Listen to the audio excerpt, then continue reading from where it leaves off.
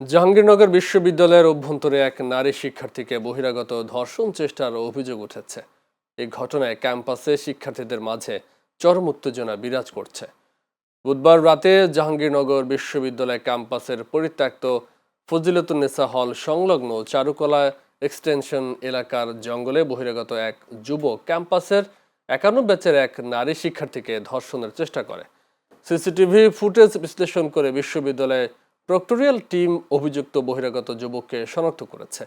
শিক্ষার্থীরা জানায়, মাইক্রোবায়োলজি বিভাগের 47 ব্যাচের শিক্ষার্থী জাহিদ হাসান ও তারা বন্ধুরা রাতে মোটরসাইকেল যোগে পরিত্যক্ত ফজিলাতুন্নেসা হল সংলগ্ন এলাকা অতিক্রম করার সময় নারী শিক্ষার্থীর চিৎকার শুনতে পায়।